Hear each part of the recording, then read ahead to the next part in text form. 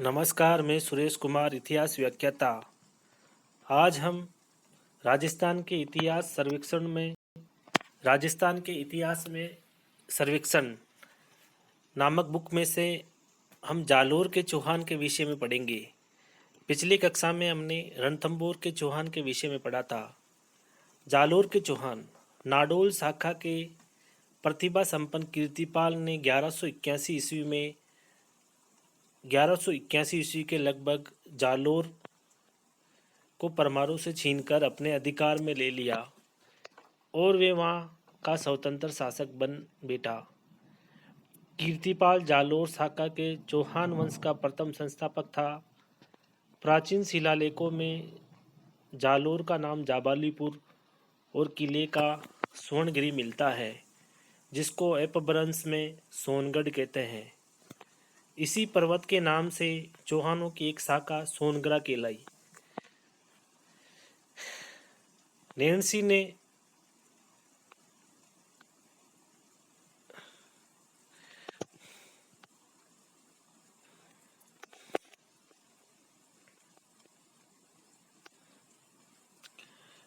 ने कीर्तिपाल को कीतु एक महान राजपूत कहकर संबोधित किया। कीर्तिपाल चौहान का उत्तराधिकारी समर सिंह हुआ।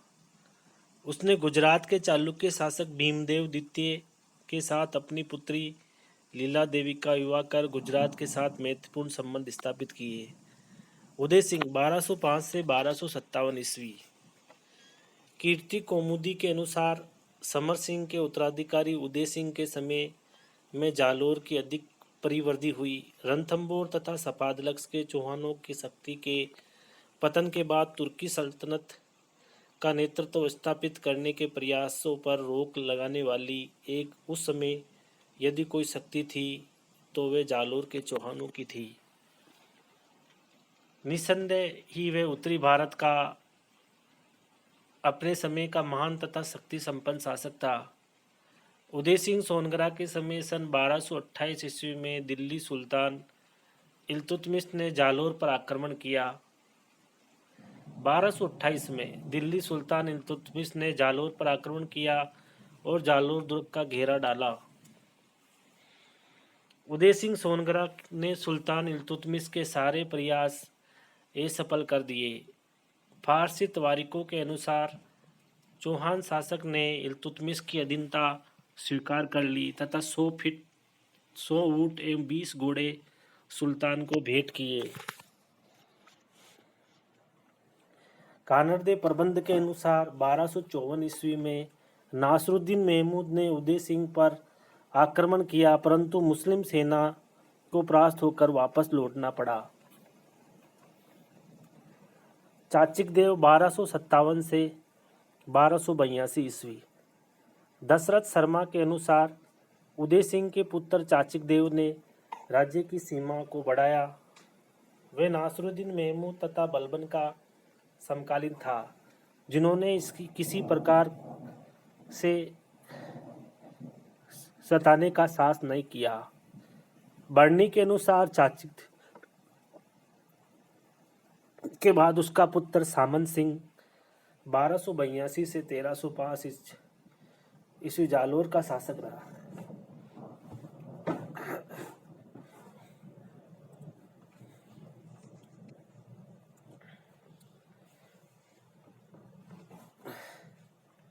खिलजी शासक फिरोज 1291 ईस्वी में सांचौर तक बढ़ आया, जिसे बाघेला सारंगदेव की सहायता से ढकेला जा सका। जब खिलजियों की शक्ति अलाउद्दीन खिलजी के हाथ में आई तो सामंत सिंह ने समय की गति को पहचान कर अपने योग्य पुत्र कानरदे के हाथ में अपने राज्य की बागडोर सौंप दी। कानरदेव चौहान 1305 से 1311 ईस्वी। कानरदेव और खिलजी विरोध के कारण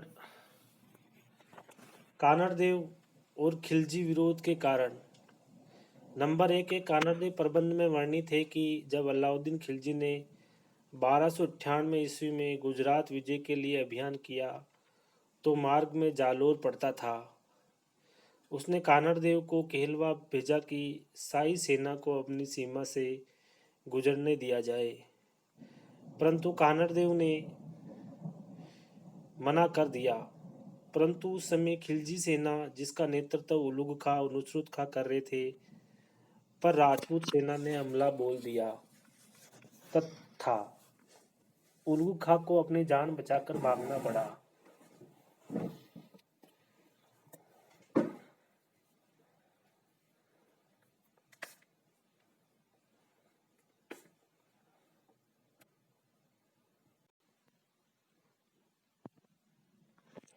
तारीख फरिश्ता। इस अभियान में 1305 ईस्वी में अनाल उल मुल्क मुल्तानी के नेतृत्व में एक सेना भेजी गई। इस बार सेनानायक संभवतः कानड़देव को गौरवपूर्ण संधि का आश्वासन दिलाकर उसे दिल्ली ले गया। कानड़देव ने अपनी स्थिति खिलजी दरबार में अपमानित सी पाई। वह वहां से निकलकर लौट जाना चाहता था कि एक दिन सुल्तान ने इस बात पर दर्प सा प्रकट किया कि कोई हिंदू शासक उसकी शक्ति के समकक्ष टिक नहीं सका। ये शब्द कानड़देव को चुभ गए और वह सुल्तान को अपने विरुद्ध लड़ने की चुनौती देकर जालोर लौट गया और युद्ध की तैयारी करने लगा। नंबर 3 है नैणसी।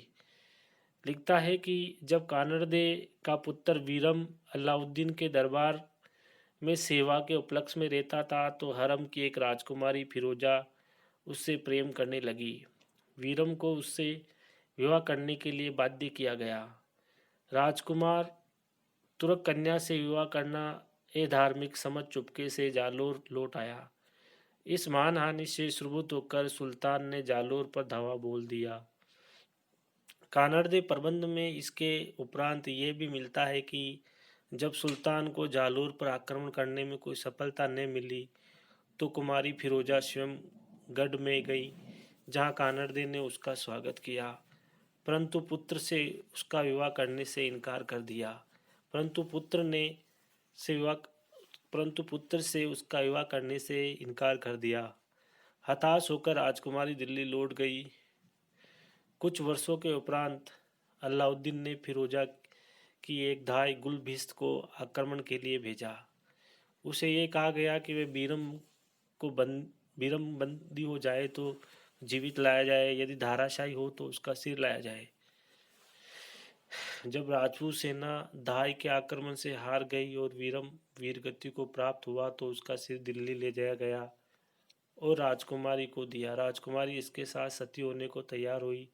अंत में उसका दाह संस्कार कर वे यमुना में कूदकर मर गई। डॉक्टर शर्मा के अनुसार उत्तरी भारत के अन्य दुर्गों को, जिनमें चित्तौड़, रणथंभौर आदि प्रमुख थे, सैनिक अड्डे बनाए रखने के लिए जालोर की स्वतंत्रता को समाप्त करने की सुल्तान की दृढ़ता अंतिम आक्रमण का कारण माना जाना चाहिए। अलाउद्दीन खिलजी का प्रथम जालोर अभियान 1308 ईस्वी सिवाना दुर्ग का पतन। जालोर पहुंचने के पूर्व खिलजी सेना को सिवाना होकर जाना पड़ा। सिवाना का दुर्ग जोधपुर से लगभग 54 मील पश्चिम की ओर है। इसके पूर्व में नागौर, पश्चिम में मल्लानी, उत्तर में पचपदरा और दक्षिण में जालोर स्थित है। वैसे तो ये किला चारों ओर रेतीले भाग से घिरा हुआ है, परंतु इसके साथ साथ इस भाग में 56 के पहाड़ों का सिलसिला पूर्व पश्चिम की रेखा में 48 मील फैला हुआ है। इस पहाड़ी सिलसिले के अंतर्गत हलदेश्वर का पहाड़ सबसे ऊंचा है, जिस पर एक सुदृढ़ दुर्ग बना हुआ है जिसे सिवाना कहते हैं। ये पहाड़ बेरी, बबूल, धाक, प्लास, बड़ आदि वृक्षों के समूह से आच्छादित रहने से किसी सीमा तक दुर्गम है। प्रारंभ में ये किला पंवारों के अधिकार में था, जिसमें वीर नारायण का नाम विशेष उल्लेखनीय है, जिसे सिवाना दुर्ग और उसी नाम के कस्बे को बसाने का श्रेय है। जब अलाउद्दीन की फौजें जालोर लेने के लिए उत्साही थी तो उनके लिए सिवाना विजय एक आवश्यक कार्य हो गया। उस समय चौहानों का एक सरदार जिसका नाम शीतल देव था दुर्ग का रक्षक था। अलाउद्दीन ने 2 जुलाई 1308 ईस्वी में एक सेना किले को फतेह करने के लिए नियुक्त कर दी। कानड़ देव प्रबंध के अनुसार इस सेना ने किले को चारों ओर से घेर लिया। शाही सेना के पासरों को पूर्व तथा उत्तर की ओर स्थापित किया गया। इन दोनों पासरों के बीच मलिक कमालुद्दीन गुर्ग ने अपने चुने हुए सैनिकों के साथ जमाव किया। जब शत्रु दल ने मजनिकों से प्रेक्षेपास्त्रों की एविरल बौछार का तांता बांध दिया, तब राजपूतों ने अपने तीरों, गोफनों तथा तेल से सने और आग से जले वस्त्रों को शत्रुओं पर बरसाना शुरू किया। शत्रु सेना के सेनानायक नाहर खां तथा भोज को अपने प्राण गंवाने पड़े।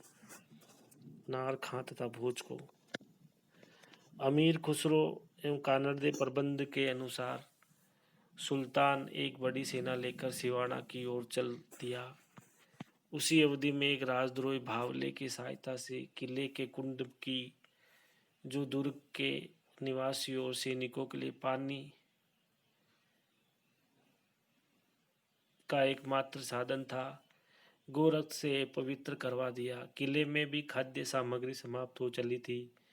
जब सर्वनाश निकट था तो राजपूत वीरांगनाओं ने सतीव्रत द्वारा अपनी देह की आहुति दे डाली। किले के फाटक खोल दिए गए और वीर राजपूत केसरिया बाना पहनकर शत्रुओं पर टूट पड़े तथा एक एक करके वीर गति को प्राप्त हुए। शीतलदेव भी एक वीर योद्धा की भांति अंत तक लड़ते हुए मारा गया। सुल्तान ने इस विजय के बाद सिवाना दुर्ग का अधिकार कमालुद्दीन गुर्ग को सौंपा और उसका नाम खीराबाद रखा।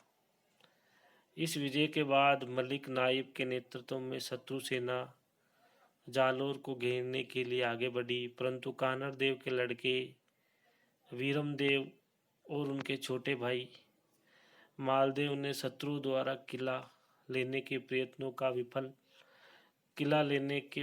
को विफल कर दिया और उन्हें दूर मेड़ता के मार्ग तक खदेड़ दिया। इस अवधि में उनका सेनानायक शम्स खां अपनी स्त्री और साथियों के साथ बंदी बनाया गया। अलाउद्दीन का द्वितीय जालोर अभियान 1311 ईस्वी। जालोर का पतन। अमीर खुसरो के अनुसार 1311 ईस्वी में दूसरी बार कमालुद्दीन गुर्ग के नेतृत्व में खिलजी सेना अधिक समय में तथा सुसज्जित रूप में जालोर की ओर बढ़ी। कानड़ देव ने सभी शक्ति का संगठन शत्रुओं का मुकाबला करने में लगाया। जब किले के पतन की आशा दिखाई दी तो तुर्की सेना ने दहिया राजपूत बीका को अपनी ओर मिला लिया, जो भविष्य में शत्रुओं की सहायता से जालोर का शासक बनने का स्वप्न देख रहा था।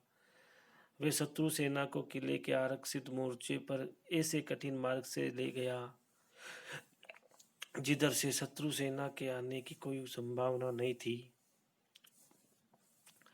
परंतु जब दहिया के जघन्य कार्य का पता उसकी पत्नी को पड़ा तो उसने देशद्रोही पति को रात को ही मार दिया और अपने पति के द्वारा किए गए विश्वासघात की सूचना कानड़ देव को दे दी। तब तक शत्रु आरक्षित मोर्चे तक पहुंच चुके थे और शीघ्र ही किले के भीतर घुस गए। अब किले को बचाने का कोई उपाय नहीं था। सभी राजपूत अपने स्वामी के नेतृत्व में प्राणोत्सर्ग के लिए उद्यत हो गए।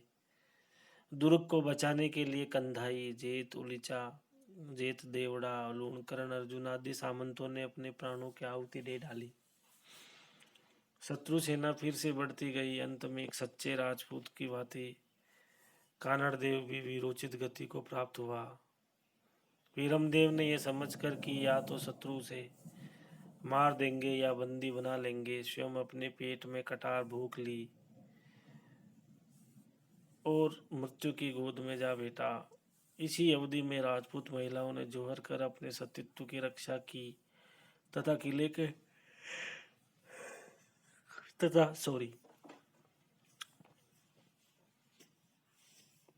तथा किले के अन्य निवासी भी अपनी अंतिम सांस तक शत्रुओं से लड़कर काम आए।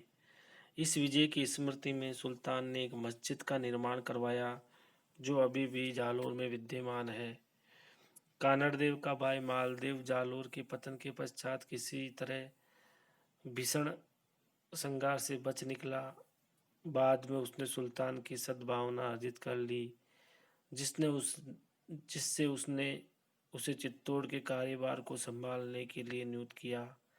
इस प्रकार 1311 ईस्वी के लगभग कानड़देव की जीवन लीला समाप्त हुई और जालोर के चौहान वंश का पतन हो गया। इस प्रकार हमने जालोर के चौहान शासकों के विषय में विस्तार से अध्ययन किया। एग्जाम की दृष्टि से ये टॉपिक इम्पोर्टेंट है, निश्चित ही इसमें से क्वेश्चन आएंगे। धन्यवाद।